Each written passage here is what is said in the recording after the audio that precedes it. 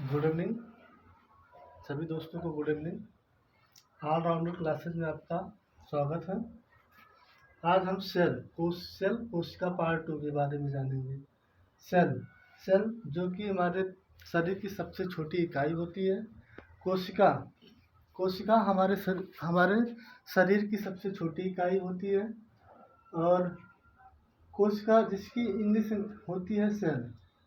जैसा कि हमने आपको पिछले वीडियो में बताया था, इस कोशिका का जो इंग्लिश नेम होता है वो सेल होता है, और इसका जो वैज्ञानिक नाम होता है, बायोलॉजिकल नेम होता है, वो होता है साइटो। और साइंस की वह शाखा जिसमें सेल के अध्ययन किया जाता है उसको साइटोलॉजी कहा जाता है। ये हमने आपको बताया था, पिछली वीडियो में बताया हूँ। और वीडियो में बताया था सबसे छोटी इकाई और सबसे छोटा अंग।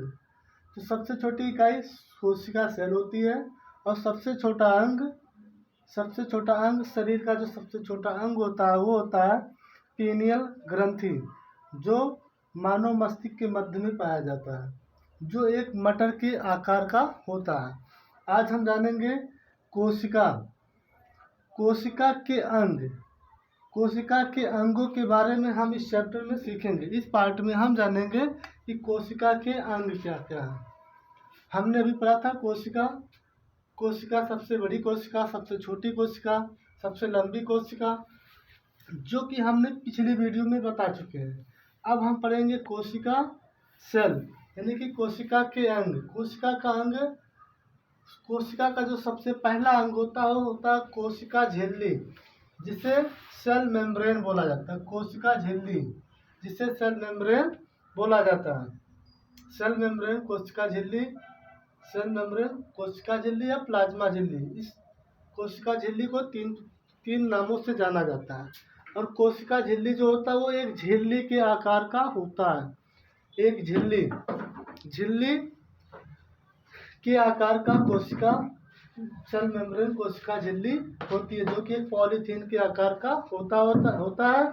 जो सेल मेम्ब्रेन, कोशिका झिल्ली, पादप और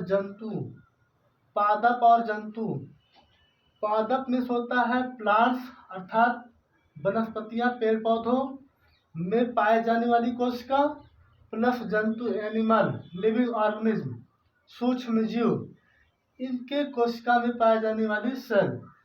तो सेल कोशिका जो होता है पादपों और जंतुओं में दोनों में पाया जाता है। कोशिका झिल्ली, सेल मेम्ब्रेन दोनों जंतुओं और वनस्पतियों में दोनों में पाया जाता है, और यह झिल्ली प्रोटीन का बना होता है। झिल्ली और कोशिका के सभी अंग जो होते हैं सेल मेम्ब्रेन में रहते हैं। कोशिका के सभी अंग इसी झिल्ली में सेल मेम्ब्रेन में रहते हैं।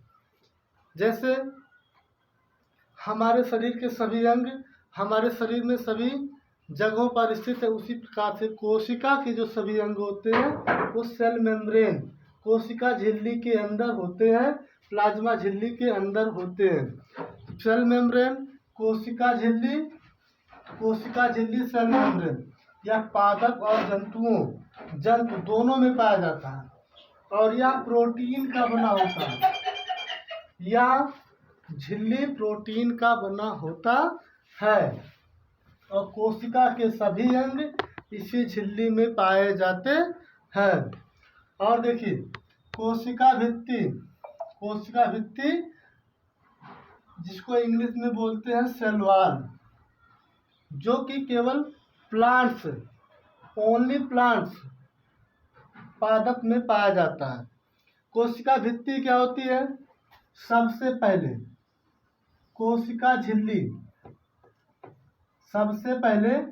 कोशिका झिल्ली हम बनाते हैं।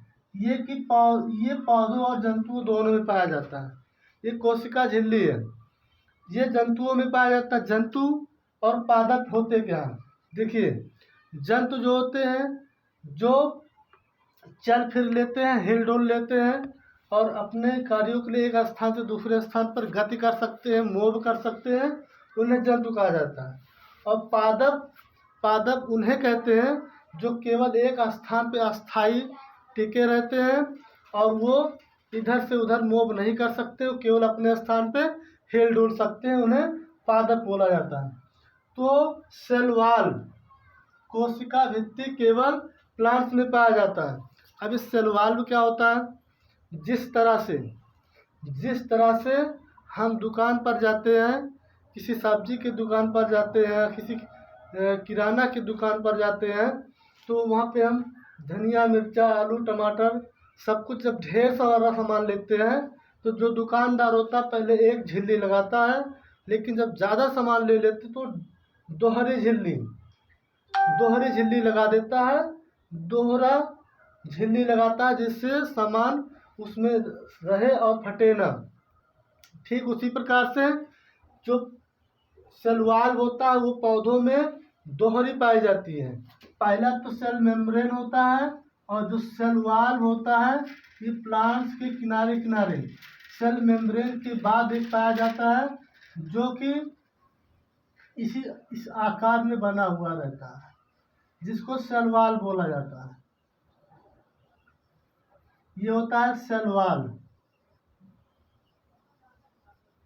ये सेल वॉल होता है जो कि पौधों में, पादपों में सुरक्षा प्रदान करती है।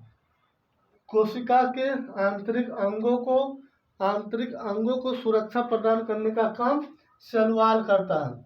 जिस तरह से जंतुओं में सेल मेम्ब्रेन कोशिका झिल्ली पाया जाता है, वो हम लोग क्या करते हैं, अपनी कोशिका की सुरक्षा कपड़े पहनकर कर लेते हैं। कपड़ों से ढककर हम अपने कोशिकाओं की सुरक्षा कर लेते हैं। लेकिन पेड़ पौधे कपड़े वगैरह नहीं पहनते हैं, वह जो है अपनी कोशिकाओं की सुरक्षा सेल वॉल के द्वारा करते हैं। सेल वॉल कोशिका भित्ति के द्वारा करते हैं। तो कोशिका भित्ति सेल वॉल के बाहरी सतह पे बना होता है जो कि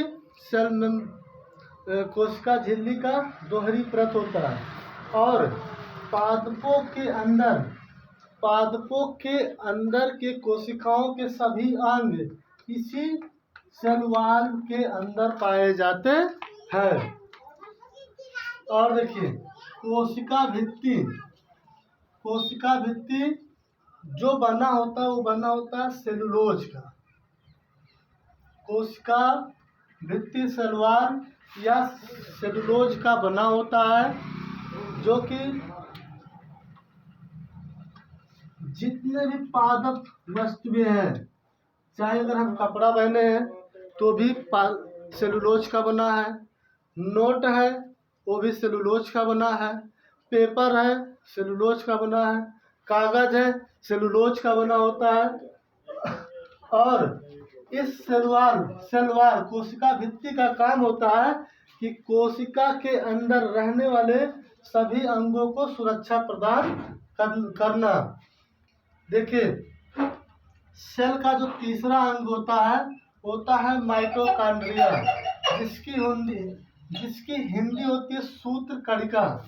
माइटोकॉन्ड्रिया जिसकी हिंदी होती है सूत्र कणिका। माइटोकॉन्ड्रिया की खोज सर्वप्रथम अल्टमैन ने किया था। माइटोकॉन्ड्रिया की खोज सर्वप्रथम अल्टमैन ने किया था। जब हम श्वसन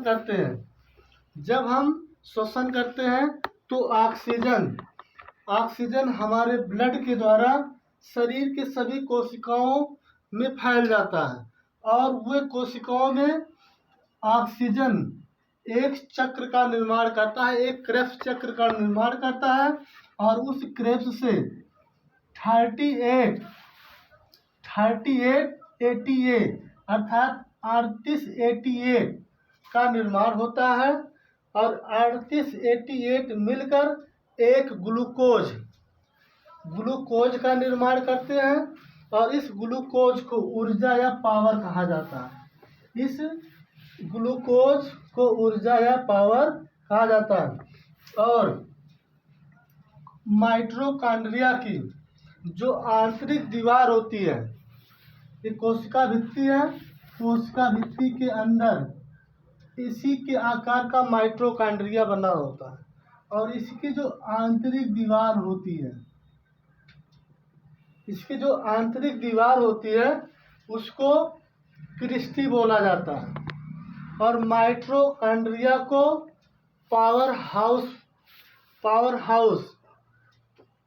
पावर ग्रिड या शक्ति गृह या power house of the cell, पूरे कोशिका में ऊर्जा प्रदान करने का वर्क माइटोकॉन्ड्रिया का होता है।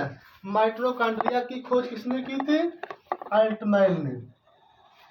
जब श्वसन करते हैं, चाहे पादप हो या एनिमल्स हो, जंतु हो, जब वो श्वसन करेंगे, श्वसन से ऑक्सीजन ब्लड के द्वारा अंदर जाएगा और शरीर के सभी कोशिकाओं में जाएंगे, और वहाँ पे एक क्रेब्स चक्र का निर्माण करेंगे, और उस चक्र में 38 ATA मिलकर ग्लूकोज का निर्माण करते हैं, और उस ग्लूकोज से ऊर्जा और पावर बनता है।